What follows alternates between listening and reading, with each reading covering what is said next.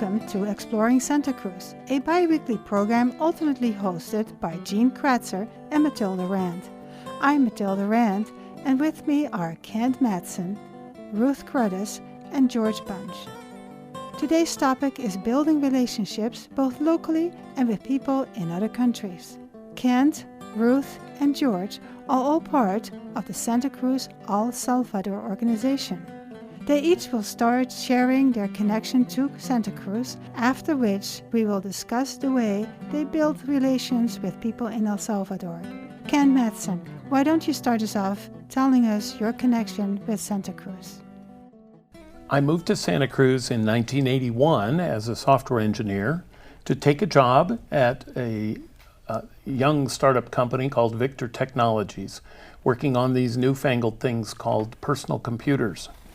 And so I landed in Scotts Valley, and I've been in the Santa Cruz area ever since. Fantastic. Next to you is Ruth Cruddas. Introduce yourself and how you came to be in Santa Cruz.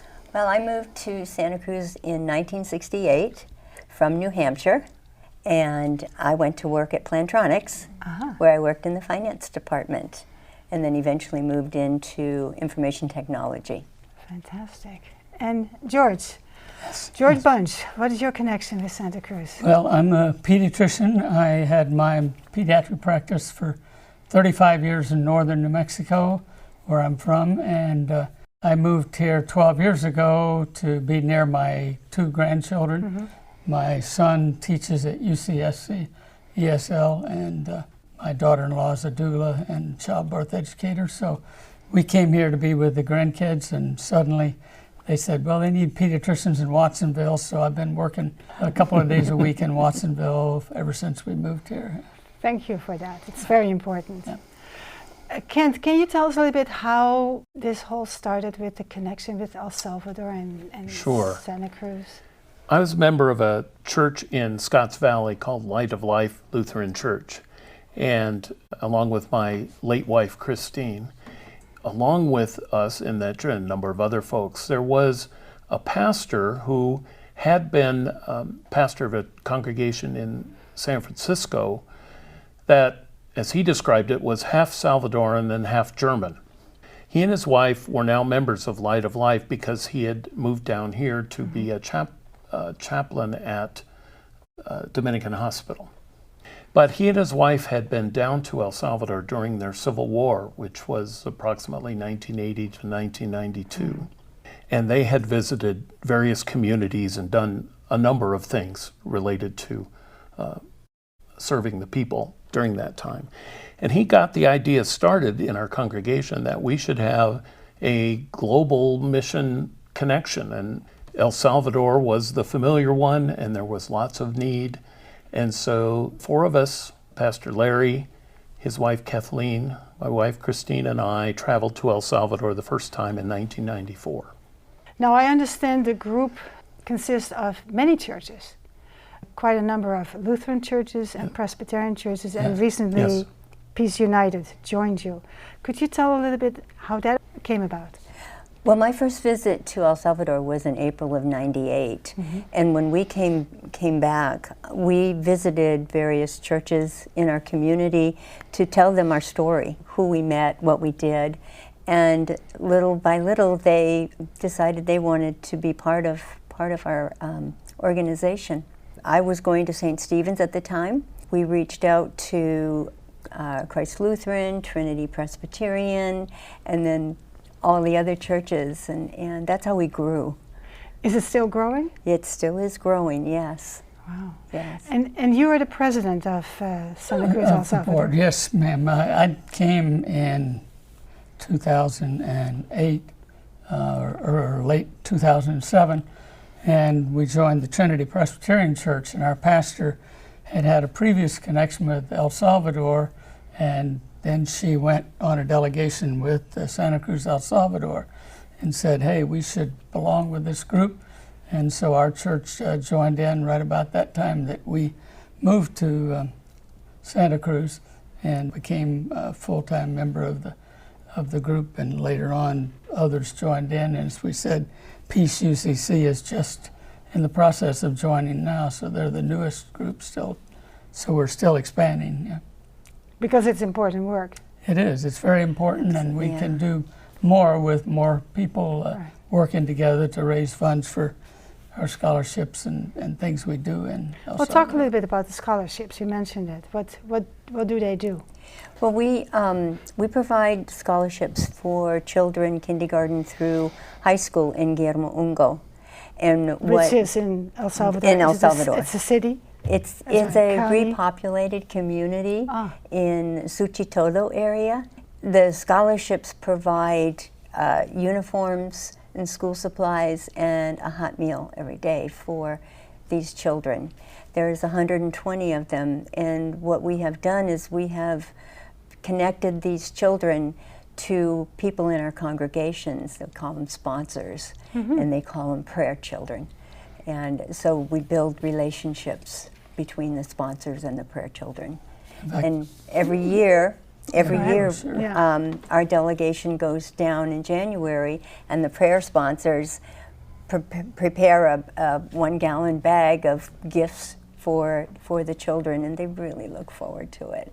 It's amazing. And so are there more children in the schools? You can't, or are only 120 kids in the school? Well, no, there's about 500 or 600 children in the school, but we sponsor 120. And what they do is they find children in families that are extremely poor and can't afford to send their kids to school. And so the scholarship committee in the school selects these children. Would it be then that if the kids did not have a scholarship, they would not be able to go to school? Well, they still go to school. The government does. The government does provide uniforms for them now. Ours helps out. Our scholarships help out. And originally, a lot of them did not have the uniforms or school shoes. The government did not supply the things for the children when we first started. And now some of the high school kids, they don't supply that for them, so they get the through our scholarships. Right. And so that helps keep them in So school. you kind Plus, they only get the scholarship if they maintain their grades, maintain good behavior, and as Ruth said, to have a need for help. So the local committee decides who gets the scholarships. Right. So you don't decide, No. they do decide, which is good, to keep it autonomous. Yes. Yeah. Basically, you gave the government, you modeled for the government that they needed to provide a little bit more besides, the brick and mortar for the schools, also for the uniforms. Well, and that brings up the government changes, because when our group first started going, there was the very conservative, militaristic government that didn't supply all the health care and school and social welfare needs for their Salvadorans. And so the changes have taken place enough that they are more progressive and are supplying more of the healthcare needs and the school supplies and the school uniforms. So that's helped, and we can then use our funds now. We've started sponsoring university students. We have 15 students that are in secondary schools that got scholarships to pay for their room and board, school supplies, and tuition for university. And it's been great, because some of those have even now come back and are working in the community in the area after having gotten a scholarship through our group. So, and that's why you call yourself Building Relationships for Better Lives, because you help them with some seed money, getting the scholarships, learning what they need to learn to get jobs, to provide for their community, and bring it back to them. So the whole community benefits from Correct. it. Yes. Correct. Do I understand One of the requirements of getting a scholarship is they have to do social work. Oh, great. And many of them choose to come back to the school and do social work in the school or in the community. So that's an encouragement. That is. Yeah. But it's also important to note that this is a two-way street, in that we are given benefits by knowing these people. The resilience, especially, and deep love of the Salvadoran people helps all of those who participate learn from that and learn from expanding our horizons beyond our local community. If you just tuned in, you're listening to Exploring Santa Cruz on ksqd.org. I'm Matilda Rand, and I'm talking with Kent Madsen, Ruth Cruddas, and George Bunch about their organization, Santa Cruz Al Salvador. Let's now return to Kent, Ruth, and George talking about Santa Cruz Al Salvador's work in El Salvador. I believe the students who receive scholarships, they communicate with their sponsors. Yes. Yes, they do. Yes. Yes, And then, of course, you have the delegations. What happens during a delegation? Well, one thing, the delegations, we mentioned the prayer children we sponsor. So delegation members who go on the trip, we get to eat with the families of the prayer children. So all of the delegation members get to share a visit with the families of the prayer children, and they tell amazing stories about what they went through during the Civil War days, the struggles in El Salvador. Many of the folks in the area where we go were part of the protest against the government that was very harsh on their own people. And so we've heard so many harrowing stories. A lot of them were in refugee camps. A lot of them were part of the guerrilla movement to try to improve things in El Salvador. So those meals that we share with the families is really a big part of our delegation to get to know the families and building relationships personally that way for better lives for them. And for us, we understand what all they've gone through and how miraculous it is that they're so positive, so happy. The kids are smiling. They're always love to see us as we drive up in a van or bus.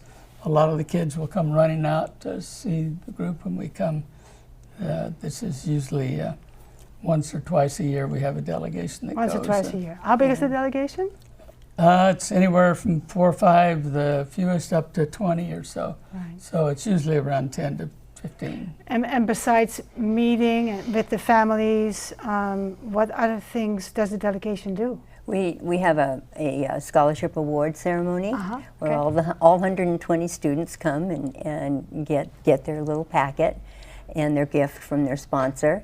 We have a craft project that kids from 2 years old up to grandmas come and participate in the craft project. And all to build community. all to build, strengthen it. Yeah, and the former principal of the school said to us one time, he says, you know, these craft projects are helping with the hand-eye coordination and communication, and so we felt that it was advantageous to the kids as it was to us. Yeah. Educational aspects all the way around. Right. Yeah. Yes. Right. Yeah. I think you were going to say something. Well, I was going to add that we also, depending on the delegation, schedule in some, I guess you'd call it sightseeing or tourist time, and see some of the finer, interesting parts of the Salvadoran countryside.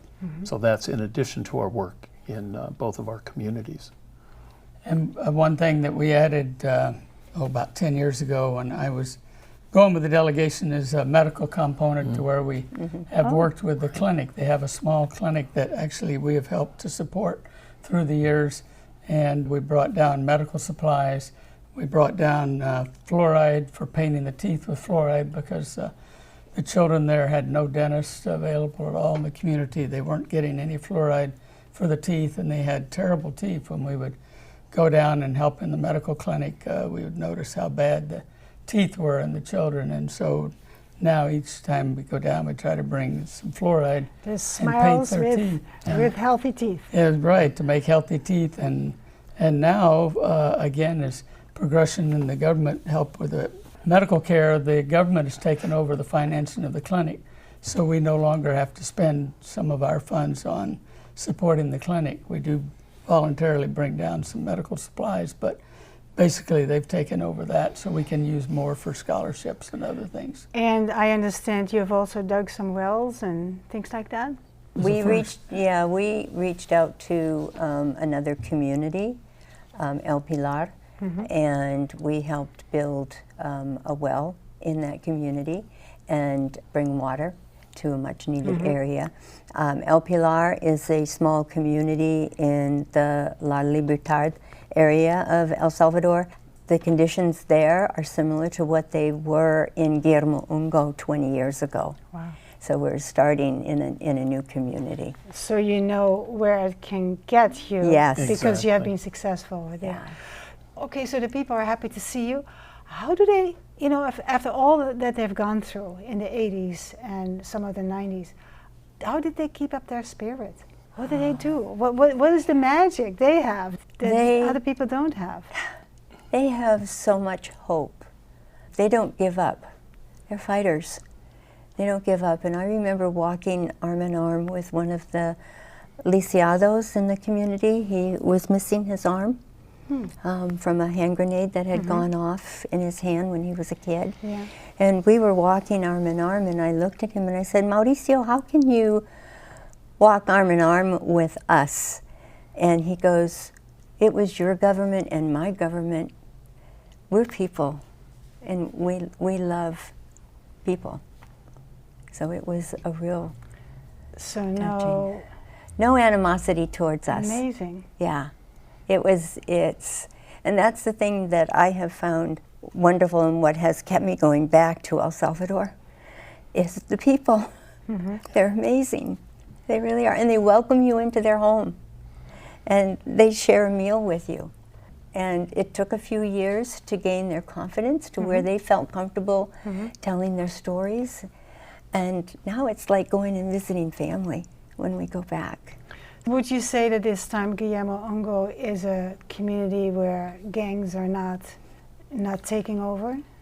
Correct. Because of the fabric of the community? Yes, the community strong is enough? very close-knit, and the school is protected, and gangs are not allowed in the community. So it's very safe, very safe. Of course, what do you mean by not allowed? I mean, Well, it's kind of a little membrane around the community that cannot be penetrated through by well, the it's a gangs? community of people who live and breathe and work together and support each other. Right. And they saw struggle during Civil War, and they know what it's like to protect their environment, and so they work together. Well, I was also going to say there are regular patrols in the area of Guillermo Ungo. I haven't necessarily seen them around El Pilar, but we have seen patrols in the area of the police. So they're present, even though this community is a ways from the capital. But as Ruth said, the community is very strong, has very strong leaders, and I think all that is what makes it much harder for the gangs to get a foothold. Yeah. And it also means that your work can be, like you said, you're bringing it to El Pilar, but there could be an expansion. That would be probably an excellent foreign policy, right? Yes. Sure. Yes. We think so. We think so. I mean, you're modeling for El Salvador of giving the kids their uniforms, but you're actually modeling for the U.S. government that if you really want, you know, not a huge stream of immigrants coming into this country, build the fabric of the communities, because they will. All you have to do is give them a hand, and on their own will build on it and build a community. Is that what's happening? But they don't want to leave their country. They love their country. Good. They just need the opportunities, and that's hopefully what we are helping them with, is providing them with education. And now we've got university students, and they are an amazing group of young people. Very inspirational, very motivated. I mean, these students get on a bus like at 5 o'clock in the morning into San Salvador, which is a 2-hour ride and a few bus changes, and they go to school all day. And then they take a bus home and they do their homework, and if they have to, they help with the family and, you know, to make ends meet, and they're so motivated and they want to help their country. I was going to add on a little bit more when you talk about perhaps foreign policy, but one of the things that we've done, in addition to actually helping provide a well and the enclosures for the wells and so on, We also helped them work through some of the official organization that community needed in order to be recognized as an official community and not just a group of people with houses on this space of land. And I think we helped Guillermo Ungo with that to some degree in the early days, that our, if nothing else, our support was the encouragement for them to keep moving forward. Yeah. Well, and the other community we work with, El Pilar, was basically just squatters in some land on a hillside that didn't have any ownership or use. So they were scattered out in that area, no well, no sanitation, no electricity, no running water. When we first built that first well there to help out, there was another group built another well. They had finally pure water, and now we are building latrines or composting toilets to try to keep the well water clean. And the community is coming together. We actually financed a leadership workshop on a series of Saturday mornings where a handful, a half a dozen or so of the community people that are willing to take up leadership roles came and got trained in how to do that, and now they are taking over deciding who gets the latrines, where does the well going to be located, and now the government is stepping up and providing a small school in the area, which they didn't have. There's some electricity now available that they can tie into as long as they can come up with a deposit for the electricity. So the community is beginning to come together during these 5 or 6, 7 years that we've been involved with them and helping them to kind of focus on a structure with the leadership of the community. Excellent. One of the other benefits for the community is they had to get their legal status. Oh, right. In order for us to build, stationary latrines, Right. they had to get their legal status. Otherwise, the government could have just come in and taken it all everything out. out. Yeah. So the two communities now have, it's their land where they live. So I'm beginning to understand that really not what you're doing, what you're not doing is charity, and that's why you call it building relationships for better lives. You're literally building things with them. Yes. And so how much input do they have in what to tell you what they need? I assume you're not going to go in and say, okay, this is what you need, well, let's do it. How do you establish that? We have meetings with the leaders in the community, and we say, what are your priorities?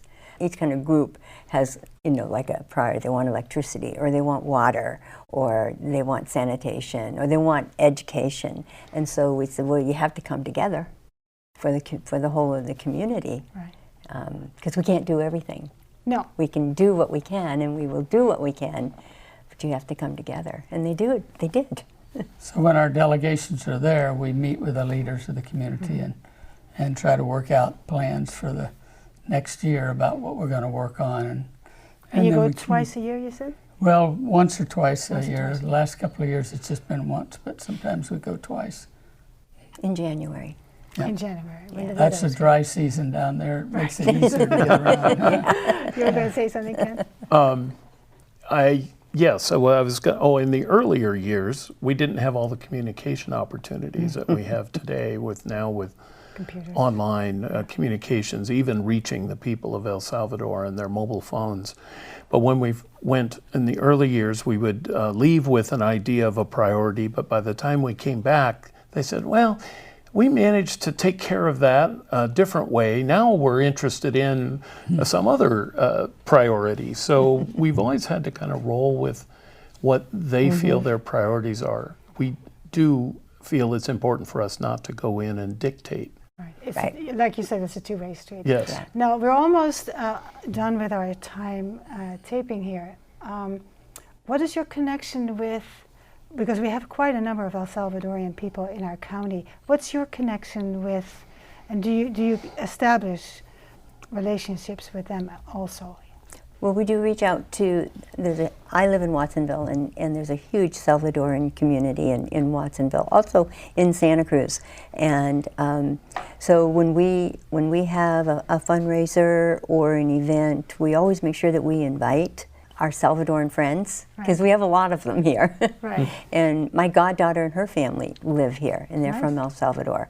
And she loves it here. She misses her home.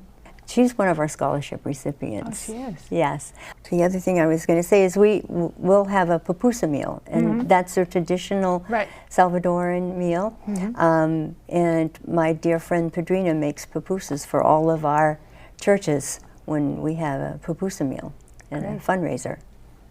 So part of what we do is have these fundraisers to help support our scholarships and our projects in El Salvador. The pupusa meals, we have a benefit night at Shadowbrook Restaurant. We have a wine tasting at Bargetto's each year. And so various projects to help raise funds for for the things. And some of the Salvadorians, like Padrina, help with some of the projects. Your work is never done. Absolutely No. not. And the communication and the building the communication and building community is extremely important. And I also really enjoy it that so many churches have come together for this project. Santa Cruz Al Salvador.org. If people want to know more. Okay. Exactly. Thank you so much. Thank you for listening to Exploring Santa Cruz, featuring 3 members of Santa Cruz Al Salvador, Kent Madsen, Ruth Cruddas, and George Bunch. We discussed how they built relationships with 2 communities in El Salvador, Guillermo Ungo and El Pilar. For more information, go to santacruzalsalvador.com. Thank you for listening to Exploring Santa Cruz on KSQD Santa Cruz.